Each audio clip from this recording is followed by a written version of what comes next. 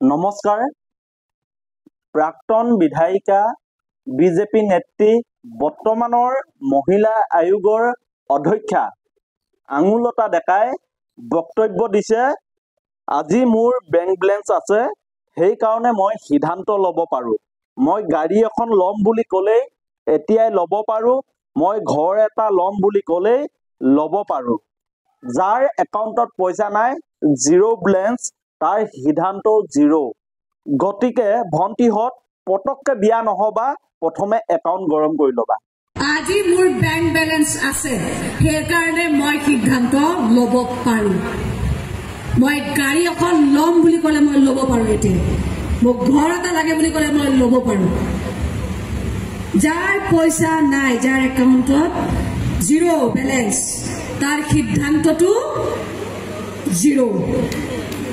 হয়নে নহয় ভণ্টি, কোৱা? ভাল কথা কৈছো নে কোৱা নাই? পটককে বিয়া নহবা দেই, কৈছো পটককে বিয়া নহবা। প্ৰথমতে একাউণ্ট গৰম কৰি ল'বা, তাৰপিছত হয়নে নহয় মোৰ হাত চাপৰিয়া। হয়, এই বক্তব্য দিছে আঙুলতা ডেকাই। তেওঁ বৰ্তমান মহিলা আয়োগৰ অধ্যক্ষা, আৰু এগৰাকী মহিলা আয়োগৰ অধ্যক্ষাই এখন ৰাজহুৱা সভাত ভণ্টিহঁতক উদ্দেশ্য কৰি তেওঁ বক্তব্য দিছে যে প্ৰথমে একাউণ্ট গৰম কৰি ল'বা।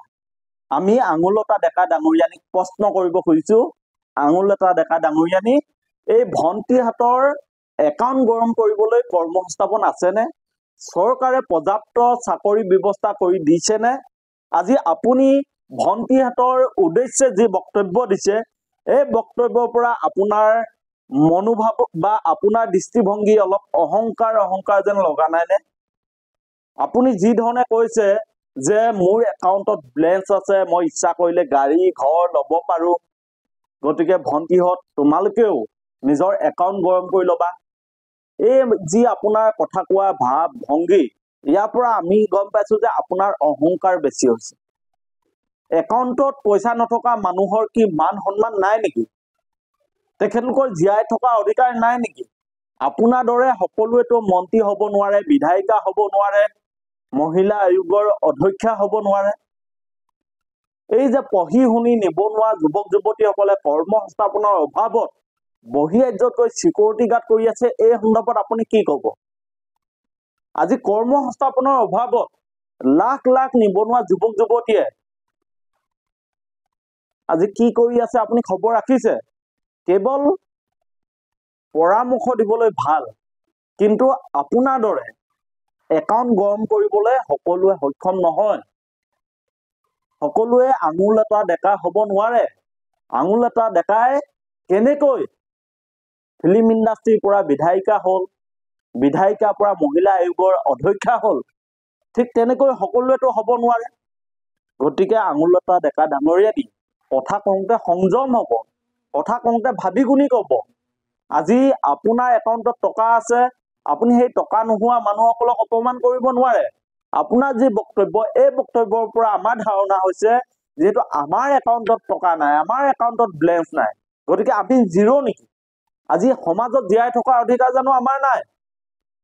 সমাজ ব্যৱস্থা এটাৰ মাজত আছো, এই ব্যৱস্থাটোত কোনোবাই টকা ঘটিব পাৰে, সেই বুলিতো কাৰোবাৰ সন্মান ওপৰত নাযায়গে।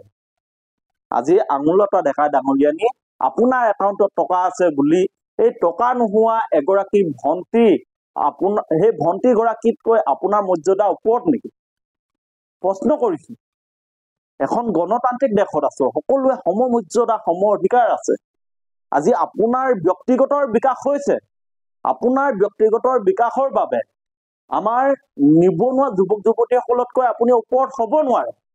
আপুনি ৰাজনৈতিক কাৰণবশতঃ মহিলা আয়োগৰ অধ্যক্ষা হৈছে, বিধায়িকা হৈছে, নিজে টকা ঘটিছে, কিন্তু এই নিবনুৱা যুৱক যুৱতীসকলৰ কাৰণে আপুনি কি কৰিছে? কৰ্মসংস্থাপনৰ পথ উলিয়াবৰ কাৰণে আপোনালোকে কিবা ব্যৱস্থা লৈছে? আমিতো দেখা নাই আজিলৈকে লোৱা।